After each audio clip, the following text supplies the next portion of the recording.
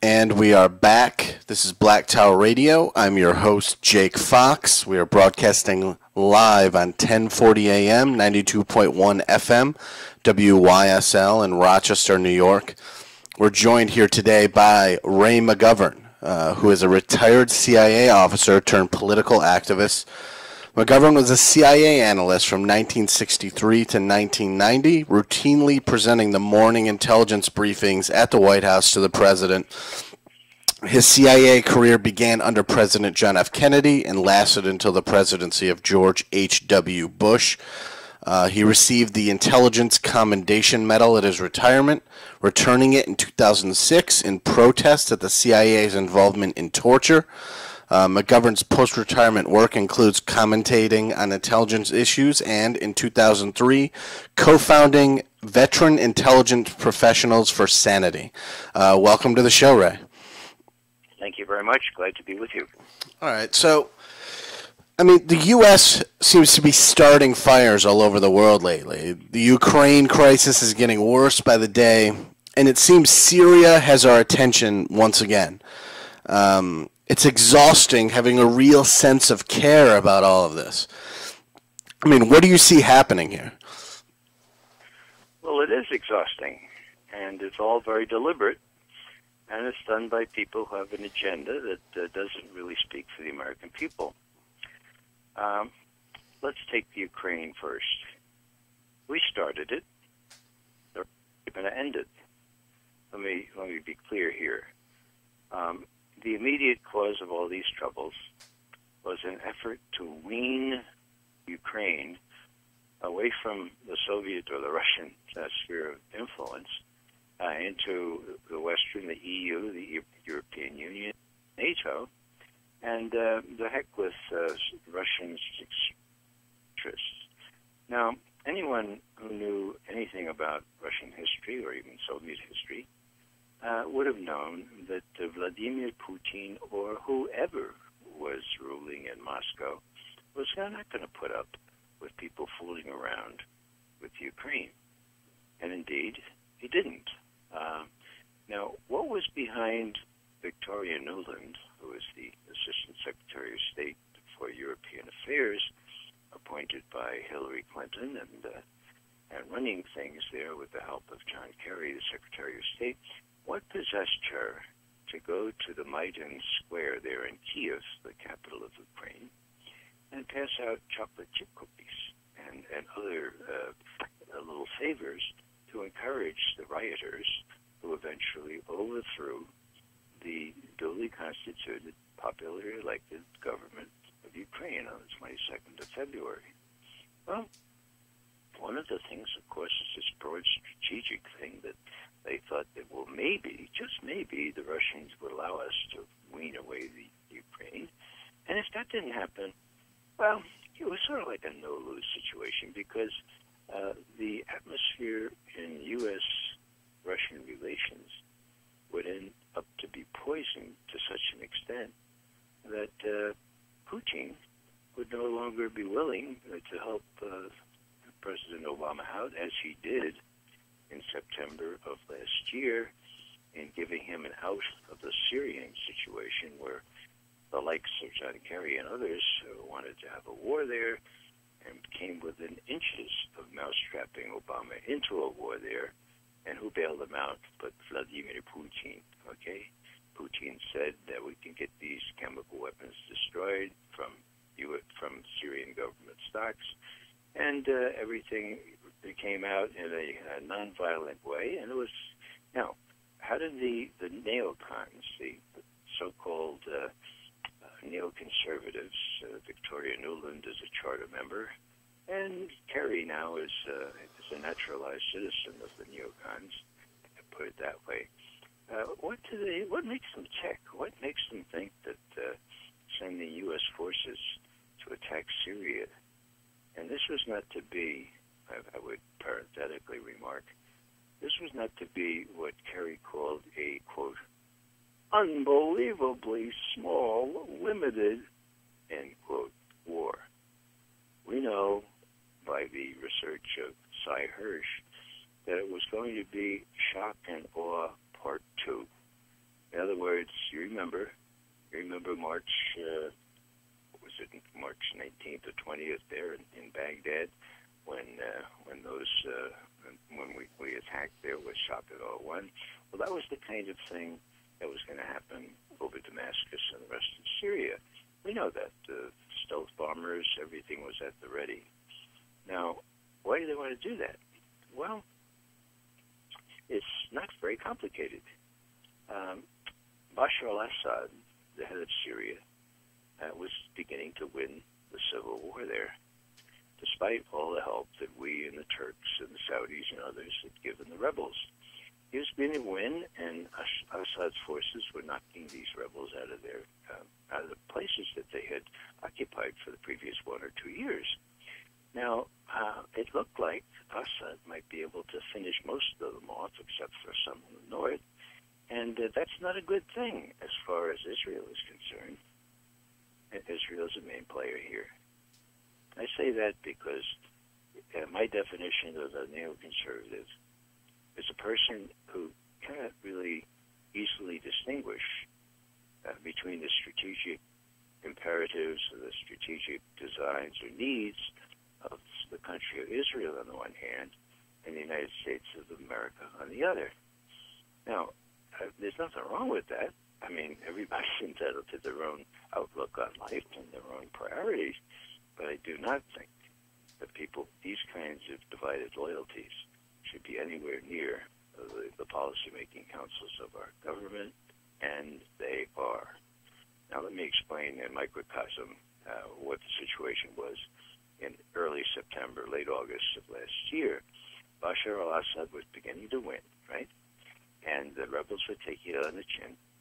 And the Israelis are looking on this, and Judy Ruderin, the New York Times bureau chief in Jerusalem, she asked some of the leading Israeli officials there, she said, now, what's your preferred outcome in Syria? What's your preferred outcome? And the answer she got, in which she wrote about in the New York Times of all places, was no outcome.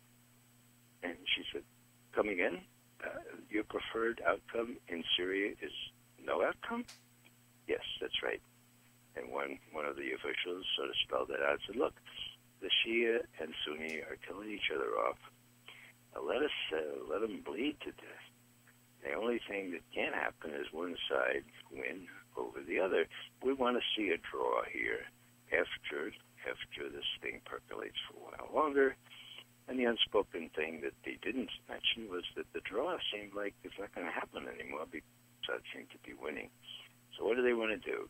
They wanted to get the U.S. in militarily, just as the U.S. was in militarily in Iraq. How do you do that? Well, Barack Obama is not the smartest statesman. He may know something about the law. Well, that too is arguable. But somebody said, hey, to look tough, you know what you need to do in Syria? You need to say, okay, Bashar al-Assad, do not ever use those chemical weapons, or else we'll change our whole calculus about how much we get involved in this civil war. So the die was cast. People call that, I don't know why, they call it a red line. That was the red line. Okay, now, what would be necessary to get the U.S. involved? Well, clearly, the use of chemical weapons violating the red line. And so what happened? Well, on the 21st of August, there were chemical weapons fired into suburbs of Damascus. And immediately, the press said, well, these were fired by government forces, and therefore the red line had been crossed, and therefore the U.S. needed to get involved militarily. On the 30th of August, and I'll just recap this because it's the most bizarre couple of days I've witnessed in Washington in the 51 years I've been here, okay? 30th of August, John Kerry gets up at the State Department and says, we know that Bashar al-Assad was responsible for those chemical attacks. We know it. I checked, I put it in MS Word and checked how many times he said, we know. Would you believe 35 times? Now, you don't have to be a crackerjack intelligence analyst to remember what Shakespeare said about protesting too much, right? I knew because some of our honest former colleagues on the inside of the government told us that this was faking the evidence part two. Just the way the fraud was ginned up to justify, in quotes, an attack on Iraq, so too this time cherry picking and distortion of evidence, primarily by the State Department and John Kerry, was going to get Obama into another war that he really wished he hadn't gotten into. Besides all that, General Dempsey, now I'm delighted to say that General Dempsey, the chairman of the Joint Chiefs of Staff, is not only a thorough professional, but he's got a conscience, okay? He's got this thing about the Constitution as well. And he had said a couple months before that no president really should make a war without going through Congress. Well, that aside, what Dempsey learned from his British counterparts was, hey, guess what? We have samples of the sarin gas that was used in those incidents on the 21st of August, and they're not from Syrian government stocks. Besides, we know that the rebels have the capability to make this sarin and have used sarin before. So the whole case began to fall apart.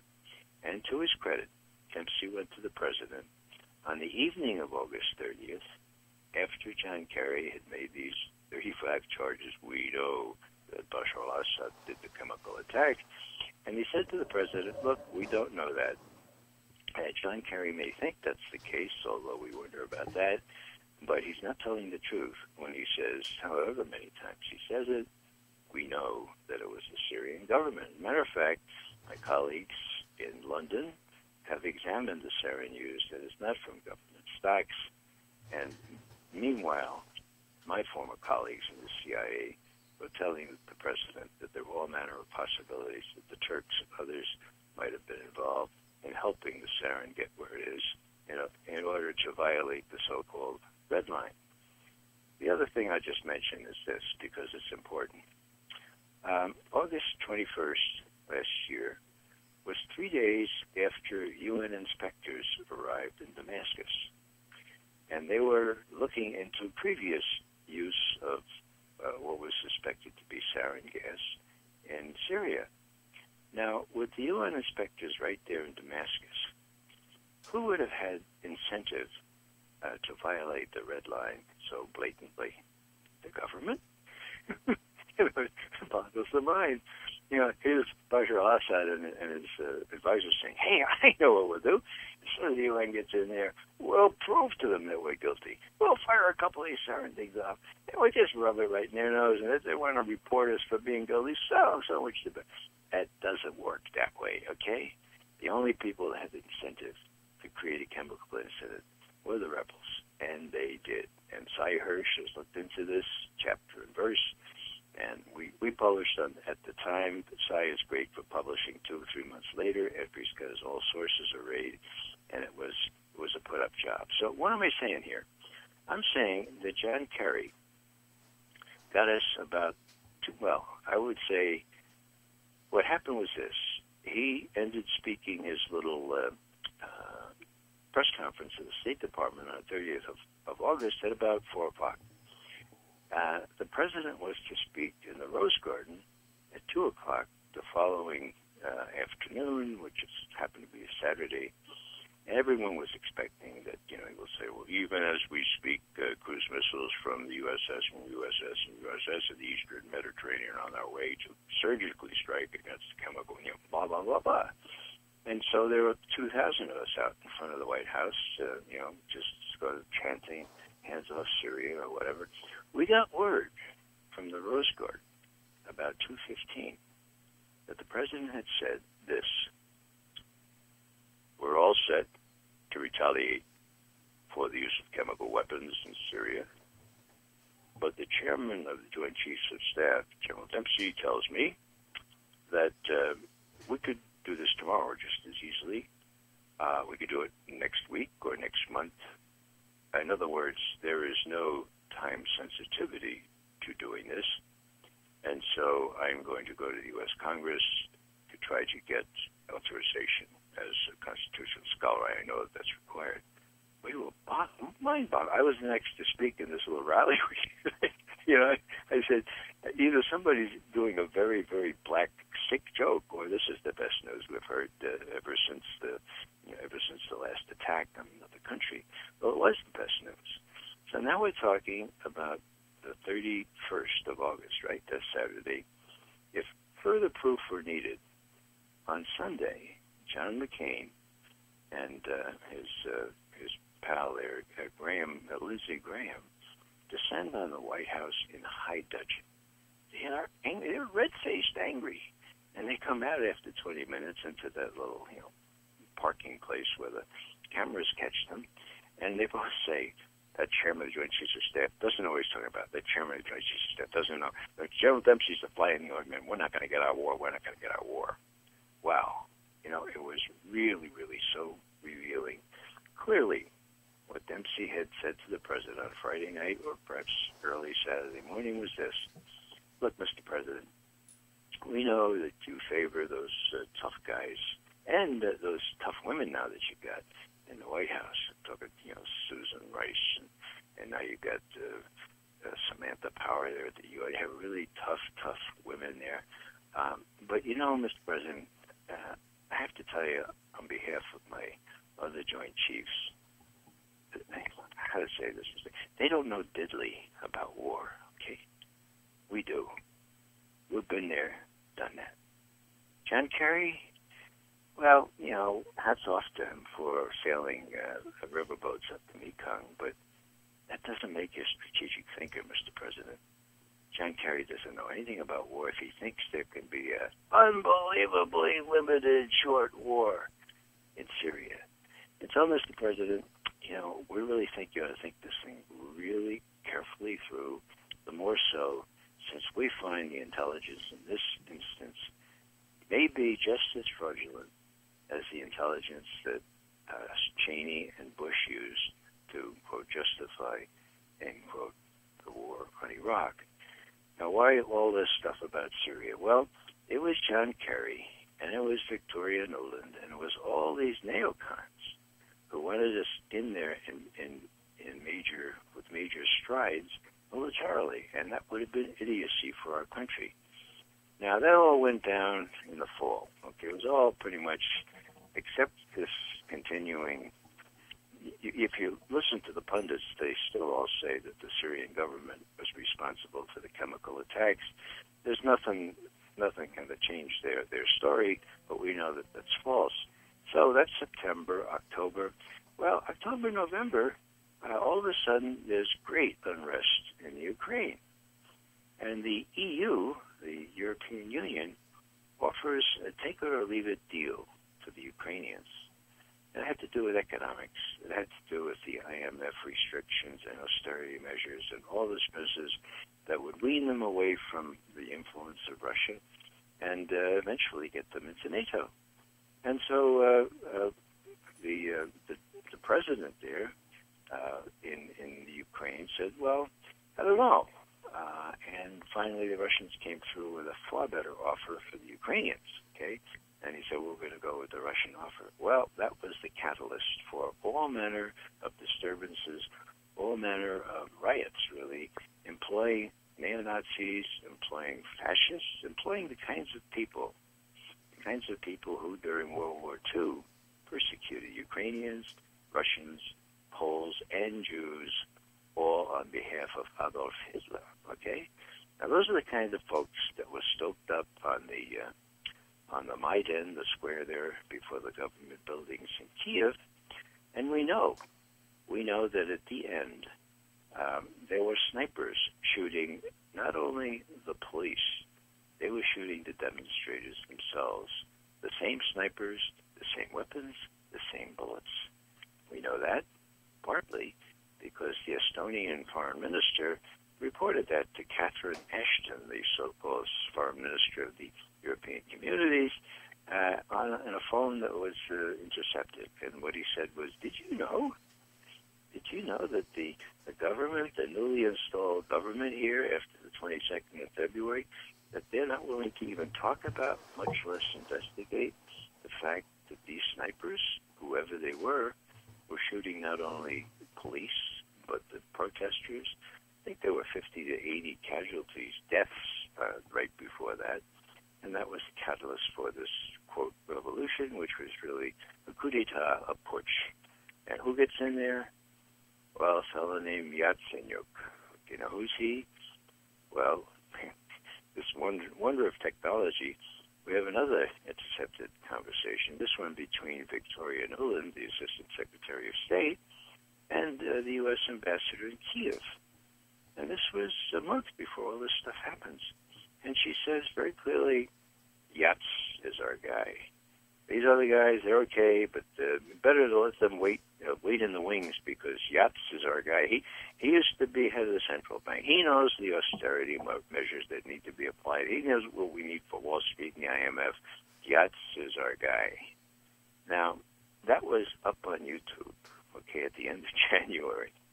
And, one would have thought that a decent respect for the opinions of mankind would have automatically disqualified Yats from becoming the prime minister after the coup d'etat. And so when I woke up on the 23rd of February and learned that Yatsenyuk was the new interim prime minister, I wrote a piece, the caption of which was, "Yikes, it's Yats!" In other words, there was no shame attached to this. It was very clear, and first and foremost, very clear to the Russians what was going on. Now, we can also talk about the main reason for all this, and it has to do not only with the European Union, but it has to do with NATO, and the fact that the United States deliberately violated a promise given to Mikhail Gorbachev and Shevardnadze, the heads of Russia way back when the Soviet Union imploded, and the promise was not to move NATO 1 inch closer to Russia. That promise was violated starting under Bill Clinton, who thought he had to be a tough guy. And so he incorporated Poland, Hungary, Czech Republic.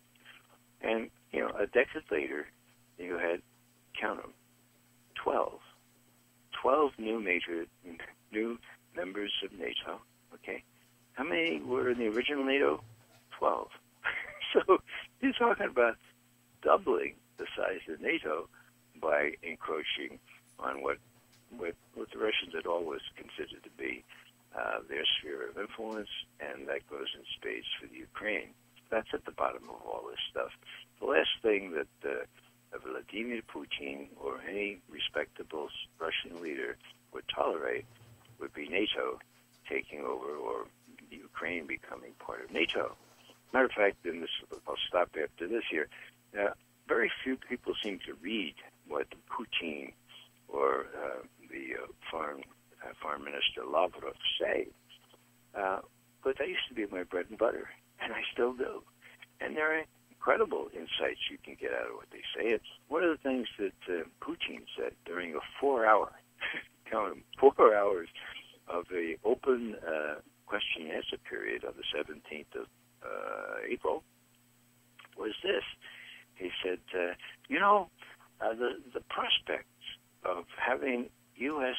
ships, NATO ships, in our only warm water port there in Sevastopol, which is in the Crimea, that was not something I looked forward to. As a matter of fact, I'm sure, says Putin, I'm sure there's 12 fellows there in the NATO Navy, but I just as soon have them come visit us in our naval base in Sevastopol, which is the case now, as having us visit them. Now, that was sort of a jocular way of putting it, and that, of course, was precisely at the time when the Russians did that referendum with respect to Crimea, what the wishes of the people who lived in Crimea were, and reattached Crimea, which had been unattached from Russia by a quirk of history in 1954, when Khrushchev, the fellow who succeeded Stalin as party leader, decided he might want to curry some favor with the Ukrainian leaders by saying, "Hey, I know, I got an idea.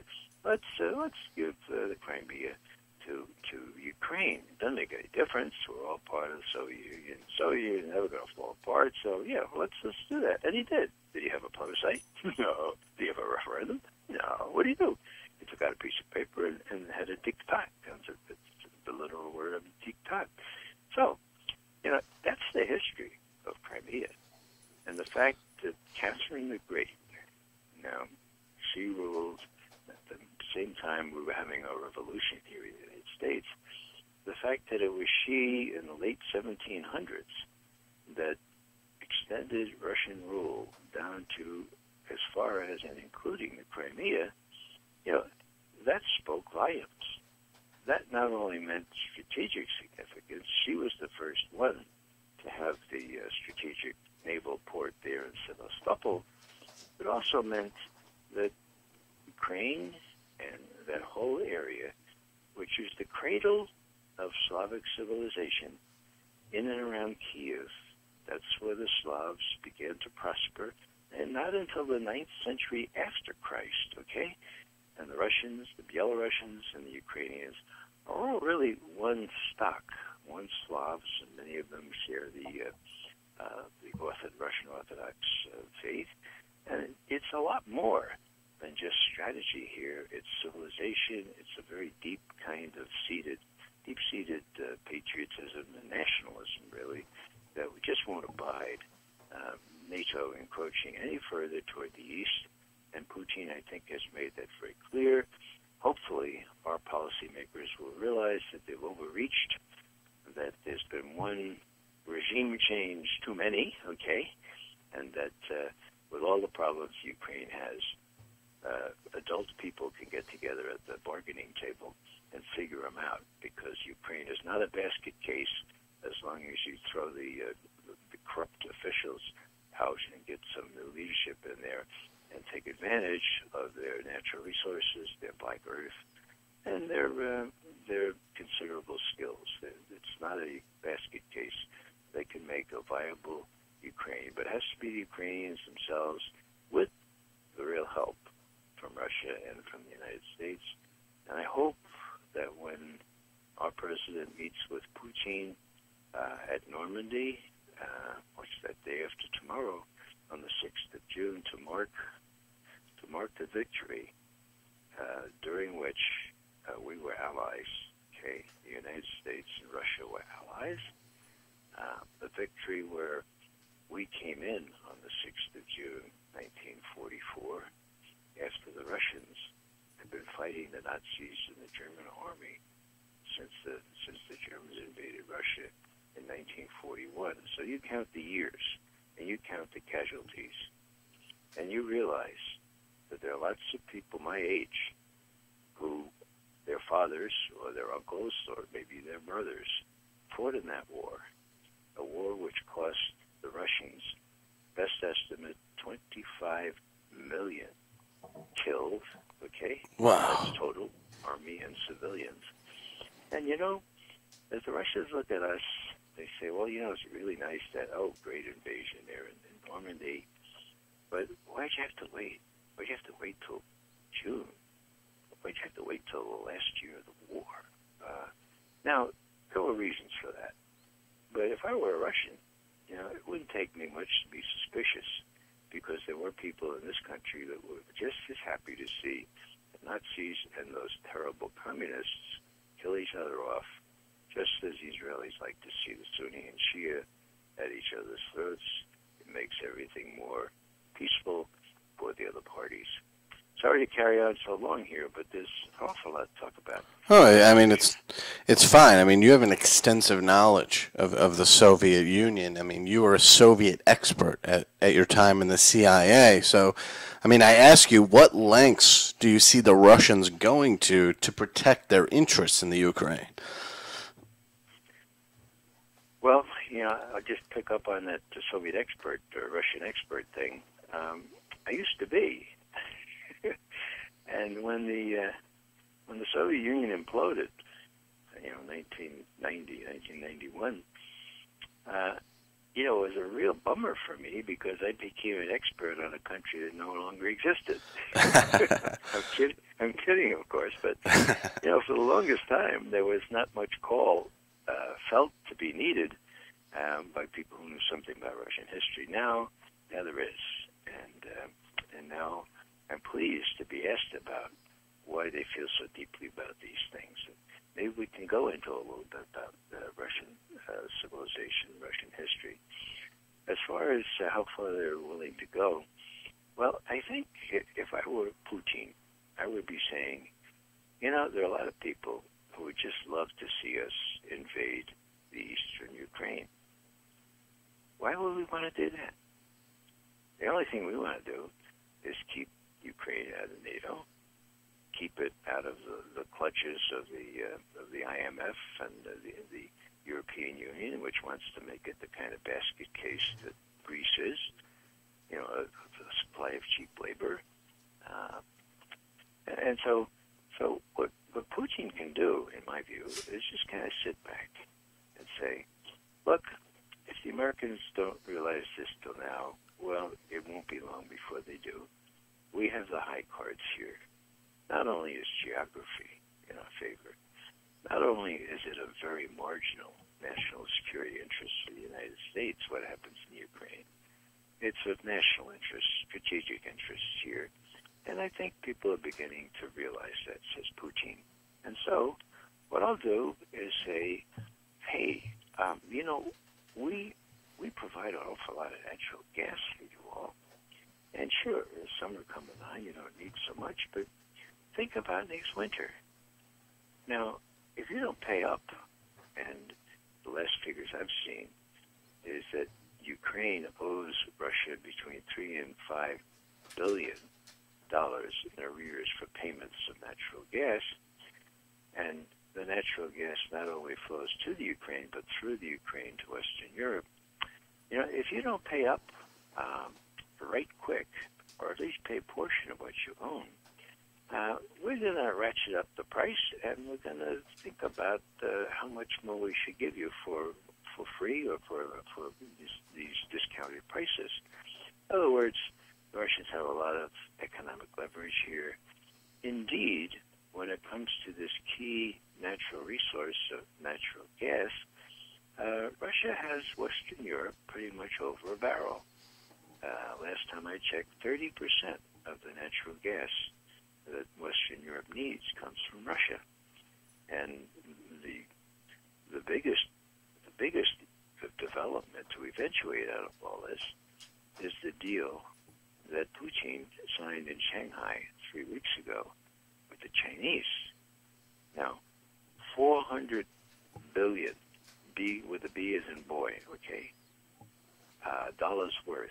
Now, the interesting thing is, I say dollars worth. It's not going to be in dollars. It's going to be in rubles, okay? That's big. That's big.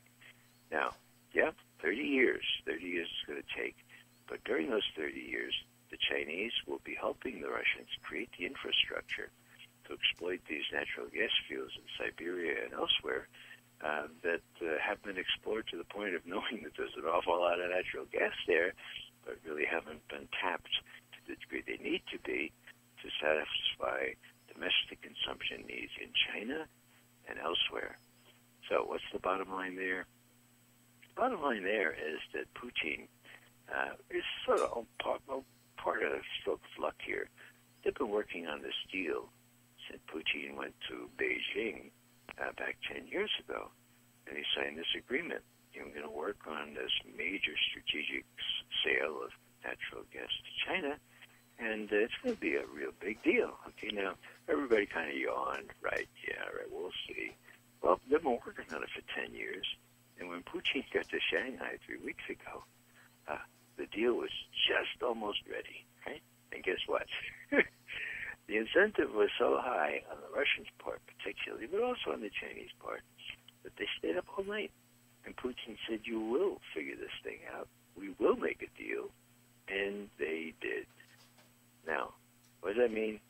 Well, that's just sort of a symptom of the fact that whereas in the past, the United States has been able to profit or to exploit the rivalry between Moscow and Beijing. When I was studying this problem, I was convinced that they would hate each other forever and ever, okay? I was wrong, okay? Kissinger was able to play these two off one against the other and made incredible strides, including strategic arms limitation treaties and the Berlin Agreement. And a lot of that was a function of the Russian determination not to let the Chinese get ahead of them in cordial and productive relations with the United States. Now all that is reversed, okay?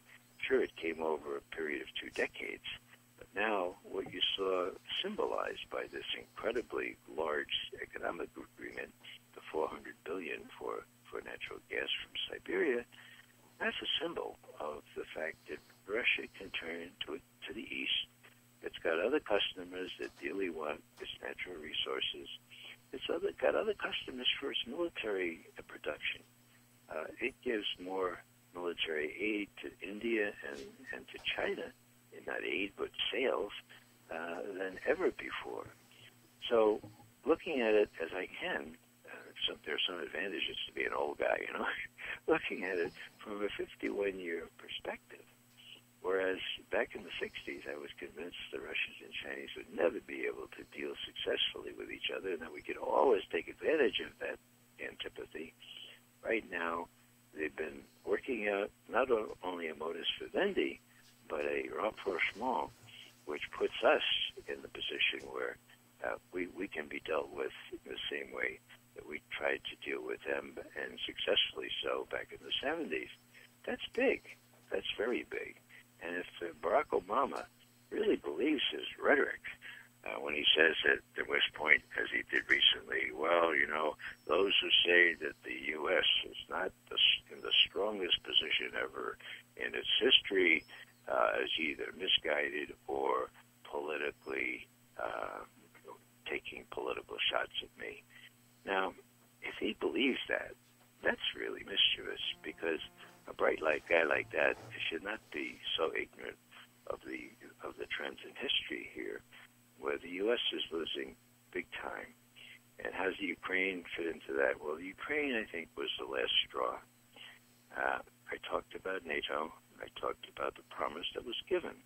Everybody admits that. Jack Matlock, who is the ambassador to the Soviet Union, he's a friend of mine, okay? He was there. He went to the island of Malta in December, early December of 1989, right after the Berlin Wall fell, okay? And the President of the United States, George H.W. Bush, and Gorbachev, they went to Malta, and to his great credit, really, George Bush told Gorbachev, look, these are the words he used, I'm not going to dance on the Berlin Wall, end quote. So we're not going to take advantage of you. Sorry, Mikhail, about all your troubles here. But, you know, we're also worried, Mikhail, because, you know, when we look at history, and when we see the Soviet Union having troubles in Eastern Europe, well, we remember how you sent those troops into Hungary to stifle that revolution in 56. We remember those Soviet tanks coming into Prague in 68. You don't have in mind using those 24, count them, 24 mechanized divisions in East Germany. You're not going to use them to the same effect, are you, Mikhail? And Gorbachev says, well, I think we have a deal here if you're serious about not taking advantage. Now, what Bush and Gorbachev decided was that Bush's Secretary of State, James Baker, would go to Moscow in 2 months, that is early February, now we're talking 1990. And he did. And again, Jack Matlock, our U.S. ambassador, was there, took notes. And the deal was this. We Russians, we have 24 divisions in East Germany. We don't particularly want to use them, but we're afraid of Germany, frankly.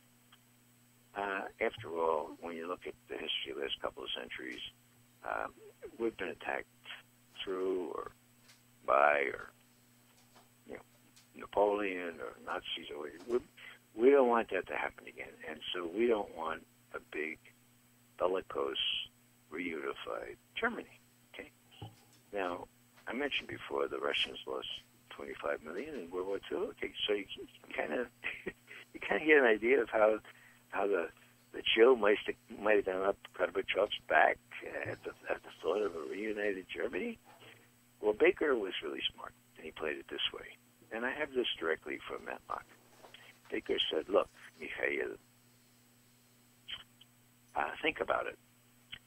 If we take East Germany and reunite it with West Germany, and then make sure that it stays part of NATO, then there'll be no question of Germany going off, developing its own nuclear weapons or anything like that. We'll have a hold, we'll have influence on a reunited Germany. And I know it's a hard pill to swallow, but listen, if you agree to that, if you take those troops out of East Germany, 24 divisions is about 360,000 troops, okay? So if you take those troops out, then I promise you, we will not move NATO 1 inch eastward toward your frontier. Think about it. Now, Matlock told me that Gorbachev seemed to be taking all that in. He said, "Okay, I'll get back to you tomorrow." And as they drove off, Matlock told Baker, I think he's gonna deal." Sure enough, the next day, Gorbachev says, "All right, we have this promise. NATO not an inch farther eastward. We're in no shape to do anything other than to pull our troops out of East Germany anyway. And you're going to put a reunited Germany into NATO in a way that will be controlled from attacking us again, right? Yeah, that's what we're going to do." Now, just to be really honest about this, I lived in Germany for 5 years, okay? There are some Germans, very close friends of mine, but I didn't want a reunited Germany. I didn't want that. It scared the hell out of me, okay? And here I am, in the safe shores of America. So I can just imagine what this would have been for Gorbachev, for Shevardnadze, the very progressive foreign minister that they had. But that was the deal. Now what happens is Bill Clinton comes into office, and he knows pretty much about this deal, but all of a sudden he's in a kind of tough race. Well, not so tough, but he's in an election campaign against Bob Dole. And what does Bob Dole say? Bob Dole says, "I know that Poland, Hungary, and the Czech Republic want so much to be into NATO, and if I'm elected, I'll put them right in." So what does Bill Clinton say? "I'll put those 3 countries in quicker than Bob Dole." Now, did he search the record? Of course he did. Did he remember that there was a promise not to do this? Of course. But you know what Clinton did? He said, "Well, show me. Is it in writing?" And it's the most bizarre thing. But this agreement was not put into writing. It's just in the notes of Jack Matlock, of Genscher, the foreign minister of Germany, West Germany at the time, and of other people who were part and parcel to this agreement, including Mikhail Gorbachev himself. So there's universal agreement on what was agreed to, and despite that, Clinton said, "Well, it's no piece of paper, we'll just do it." And those are the first 3 they picked off. Before you knew it, they picked off the 3, the Baltic republics that used to be constitutive parts of the Soviet Union, mind you. And then, as I say, 12 in all, until they got to Georgia and Ukraine. And I might as well just finish up here. Here we are now up to the 2000s, and specifically 2008. And, Cheney is known to have said, "No mercy for the old Soviet Union. We ought to just dismantle Russia and put it out of business." That was his attitude. And so when it got to NATO's meeting, and they have 2 heads of state meetings every year, this one was in Bucharest. Okay, it was in early 2008, April, and one of the main things on the agenda was bringing Georgia, the Trans-Caucasus country that used to be part of the Soviet Union, and Ukraine into NATO. And if you look at the declaration at the end of that meeting, it says Georgia and Ukraine will become members of NATO, period. Not like shall become or might become or can apply. Now, think of how that went down with the Russians. Long story short, Ukraine was, long story short, the Georgians, the Shakazili, the guy who was heading up Georgia, but that gave him carte blanche to start a war with Abkhazia, which is a very pro-Russian part of Georgia. And, of course, he got a bloody nose that bled all the way back to Tbilisi. So that didn't work. Now, how about the Ukraine? Well, there were successions of government there, completely corrupt, completely ineffectual government. They had no experience in democratic rule. So I guess on the one hand, you could almost expect this kind of thing. So it didn't become a danger until Victoria Nuland and the others appear on the Maidan Square. They try to get Ukraine into the D.C. by pretty much forcing the issue. And when Yanukovych said "niet," or however they say "niet" in Ukrainian, then they did the coup d'etat. So here's Putin watching all this going on, and he's saying, "Don't these people know that this is my sphere of influence? Don't these people know that the naval base in Sevastopol is of extreme strategic importance to me?" And the last thing I'll say is this: that NATO encroachment east was bad enough. But when Obama let himself be persuaded to continue Bush's policy of building a missile defense system in Western Europe with interceptors in Poland, radar in the Czech Republic, all against Iranian nuclear missiles, of course, during a break. We know that the Iranians have not been working on a nuclear weapon, and, their missiles are not going to be a threat to anyone. So the Russians knew that the handwriting is on the wall. These missile defense systems were directed at them, and, worse still, could be accurate enough to constitute the threat of a first strike, which is defined as such a debilitating strike on the other country that they're not really able to retaliate by using their own strategic weapons. Now, Bobby Gates, who was the Secretary of Defense and who used to work for me when he was a CIA analyst, he got the idea, hey, let's spare the Poles and the Czechs internal problems because there's a lot of opposition. Putting these missiles in their countries makes them targets. So let's put them on ships. Yeah, that would be a good idea. Let's put them on ships, And so sure enough, we get not only some land-based missiles ostensibly aimed against a non-existent threat from Iran, but we got them on ships. And guess where those ships might have been stationed? You got it. Sevastopol. That's why the Black Sea is really important to the Russians. They don't want NATO ships with missile systems ostensibly devised to meet a non-existent Iranian threat from forming a first strike capability on the Russians. Now, on the one hand, you can sort of say, well, you can kind of laugh this off because in one real sense, a missile defense system, at least a strategic one, is no more than the biggest, the biggest welfare system for the military-industrial complex. I say that because with the billions that have been spent since Ronald Reagan thought he'd have a Star Wars kind of defense system, with the billions that have been spent, there's no system. There's no system possible, engineers tell me, that is foolproof in preventing decoys and missiles from getting through. So, on one hand, you can dismiss this as kind of frivolous. Let them spend all this money with the fat cats get still richer in the capitalist countries.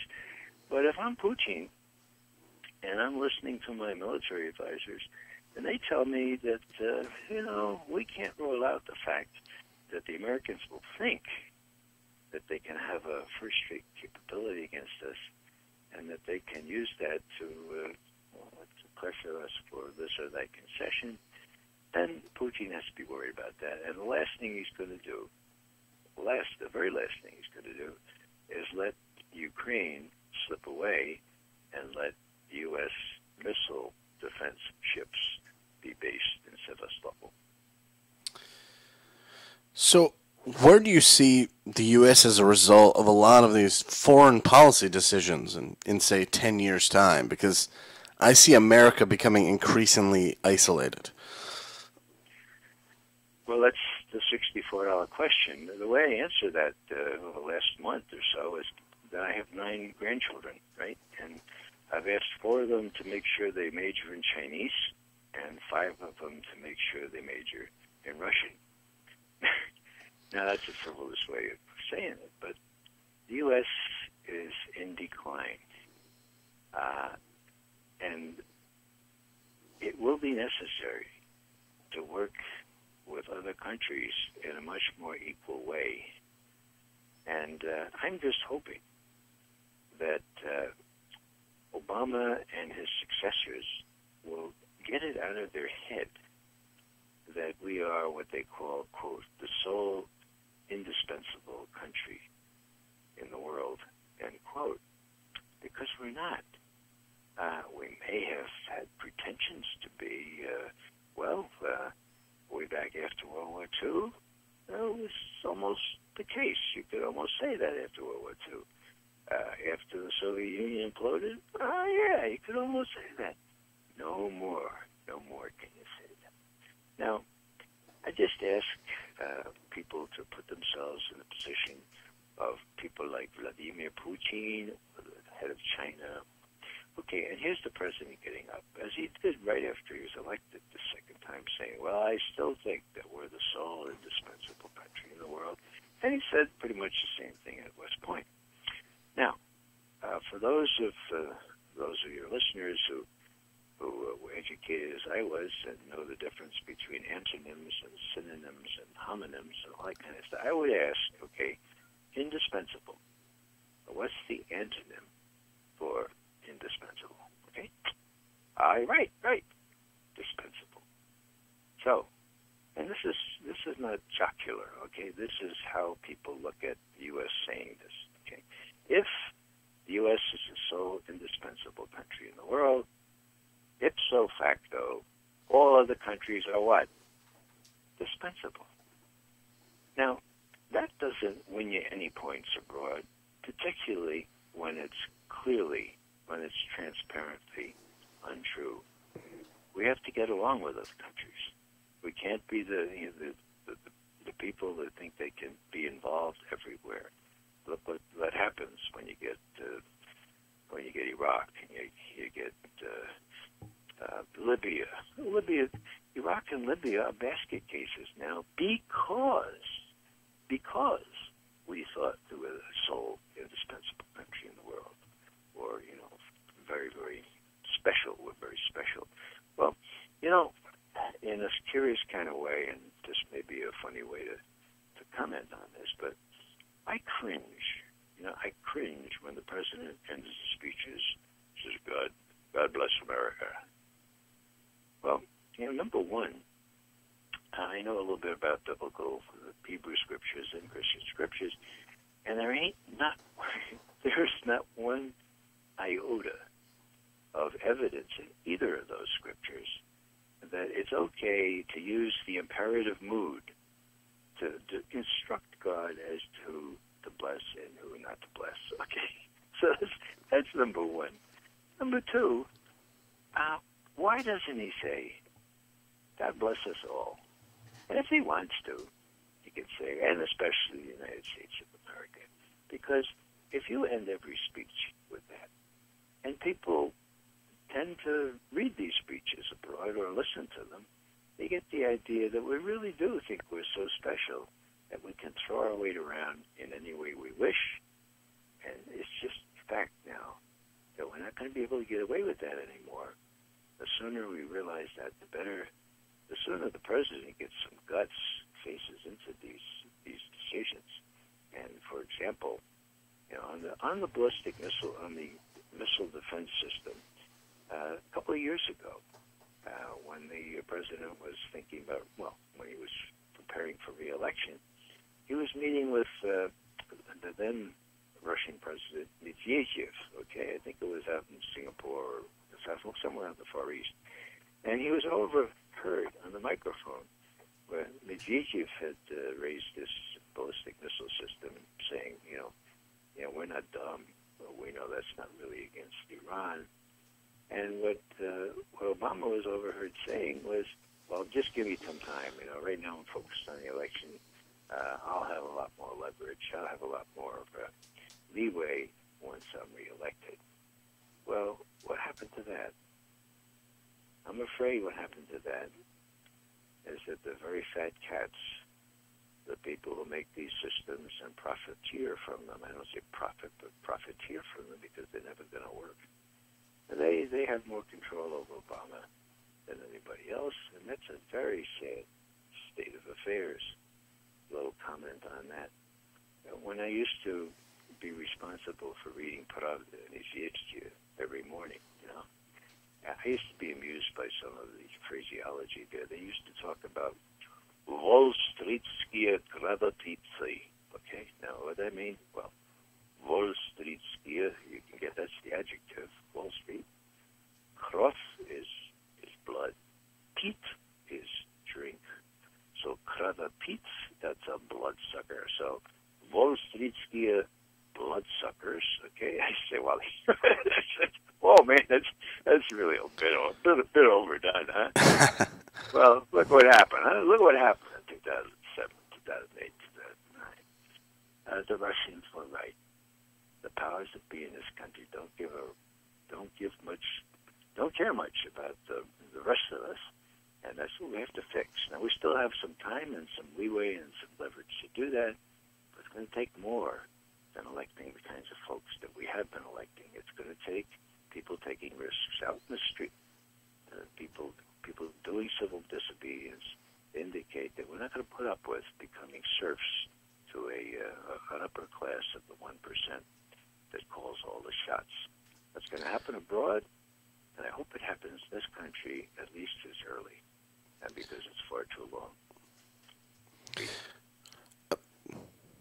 Do you see President Obama ever having the courage to stand up in front of the American people and say, listen, we are being destroyed by an out-of-control intelligence community, a bought Congress, and an ideological group of people that don't have the best interests of the American people in mind? I mean, I'm naively waiting for a moment, like in the movie Bulworth, where a politician, gives it to us straight for once, but, that'll never happen. But, I mean, do you think he's capable of having any sort of courage or moral epiphany or something? Yeah. Well, miracles do happen. and no, I'm serious.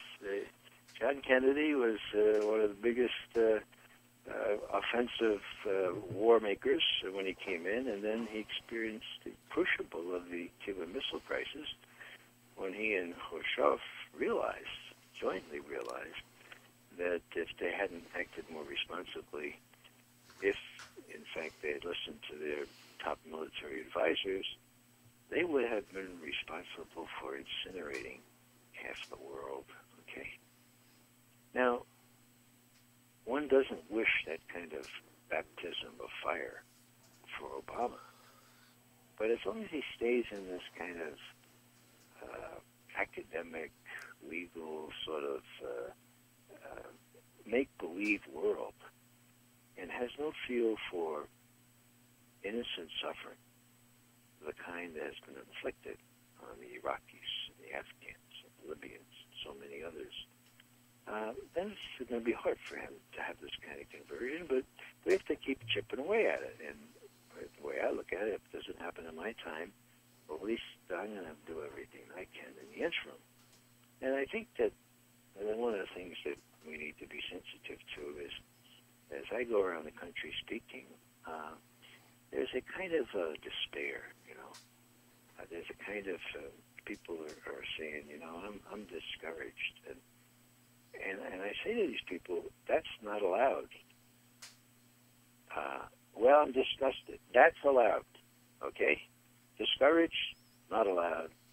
Disgusted, allowed. And what do I mean by that? Disgusted moves you to action, okay? And unless you feel that you can do some action with some prospect of being faithful, not successful, mind you. You know, most Americans, they're unwilling to embark on any significant course of action if there's not a reasonable prospect of their being successful, right? Well, that's not what this is about. It's about being faithful. This is about doing what we can, what we still can. Now, success is not irrelevant, but it's secondary. Okay, we don't know what the seeds we plant, what will they grow, but we have to plant them. And when I look around and I talk to colleges and universities, I see two things. I see apathy, but I also see bright young people who are captivated by the notion that not only this new technology, but a reversion to our old values where we could be free and where we could rule ourselves, that's equally strong. And that gives me a lot of hope.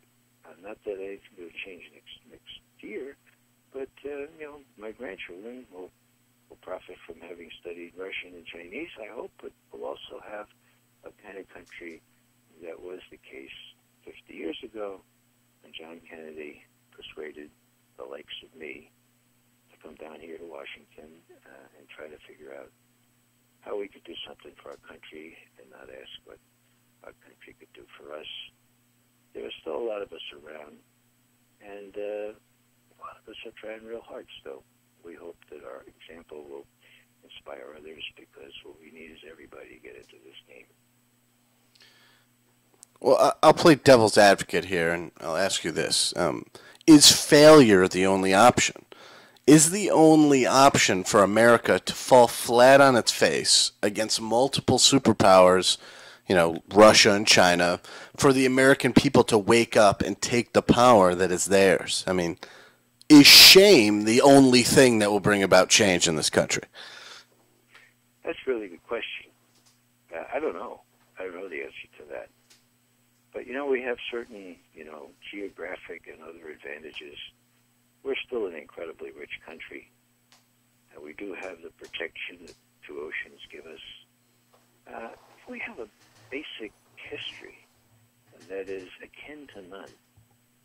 If we look back at our founders, and I'm from New York originally, but I've lived in Virginia for 51 years, and the more I learn about these guys, George Mason, he lived, like a mile down the Potomac here, and James Madison, and all these folks, those were real tough guys, and when they pledged their lives, their fortunes, and their secret honor to this enterprise, man, people have to realize that it was much more likely that they would end up on the end of a rope rather than as, acclaimed statesmen. And the thing that sticks in my craw right now is that even though George Mason, who, as I say, lived down the block here, and James Madison, who came from near Charlottesville, even though they worked out this Constitution, which is unrivaled and really, really good document, when it came to the final signature on it, George Mason went to Madison and he said, Jim, I don't know how to tell you this, but I can't sign this thing. Madison looked at me, oh, you're kidding, George, right? You kidding? No. He said, it doesn't have a Bill of Rights, and I have a conscience, and I can't sign this thing. You got it? And Madison said, I got it. But look, let's make a deal here. George, you keep quiet about this thing, okay? Because if you start talking like this, the whole thing's going to fall apart. We'll get the thing signed, and I promise you that over the next 3 years, I'll send horsemen up and down the eastern seaboard. We'll get those Bill of Rights, those 10 First Commandments ratified. I promise. Now, in those days, there were gentlemen that keep their promises. Thank God, all right? Because that's what happened. And when I think of how this administration and the one before have played fast and loose with our First Amendment, with our Fourth Amendment, with our Fifth Amendment and other amendment rights, I think that Americans really have to remember that the kind of sacrifice that these guys made, the kind of jeopardy that they put themselves in, that it pales in significance with what we're called to do. Theirs is much more gripping and much more dangerous. But what we can do still is to get out in the streets, get into the offices of our congressmen and senators, and get the notion that there has to be just two parties out of the public consciousness. There are good people around, and we're imaginative enough to challenge the system and maybe even to change it.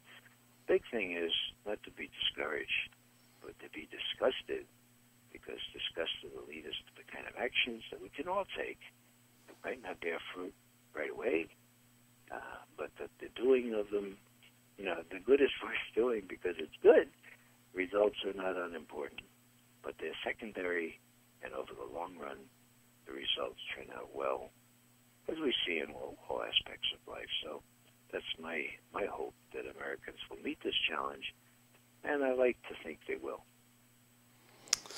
Amen, Ray. Well, thanks for coming on the show today, everybody. If you want to check out more of Ray's work and other interviews he's done, go on to raymcgovern.com. Check out all the stuff he's got going on there. And I will say, as a Syracuse basketball fan, he's a really good guy for being a Georgetown grad. So. No, I played for Fordham. Yeah, no, that's how I got through college, basketball scholarship at Fordham. Oh, really? Yeah, Georgetown used to be our arch rival, another Jesuit university. But now, it was Fordham that I played for, and really glad that I was able to get a free ride on that. So, did you ever? If they were given 3 points for outside shots, I want to tell you, I could have been a contender. Did you guys ever play Dave Bing in Syracuse during that time? I remember him, but no, he was, I think he was after my time. Although he played pro too, didn't he? Yeah, for the Pistons. Yeah, he's a Hall of Famer. Yeah. Yeah. When did he play at Syracuse? Early '60s. I think he got there. I think his senior year was 1962. Yeah, I was a little bit before that. I remember, but there were some really good players we went up against, like Hubie White of Villanova. I was supposed to be, a defensive expert, and all I could remember after the first half of Hubie White Villanova was these white trunks with a blue band around the top of them going up and up, and being powerless to drag him down, short of grabbing him by the waist and saying, "No more jump shots, please." So it was a good experience. But and Syracuse, of course, is always it. And I like Pitt Conlon, of course, came from Fordham. He played at Syracuse for a while in the old Syracuse pro basketball team. What was it, Syracuse Nats? Nationals, yeah. Yeah. Yeah, it's now the Philadelphia 76ers. But yeah, thanks for coming on and bringing all your knowledge on here. I'd love to have you back on again in the future to discuss, hopefully not a better Ukraine and a better situation. Well, thanks for having me on. Thank you, Ray.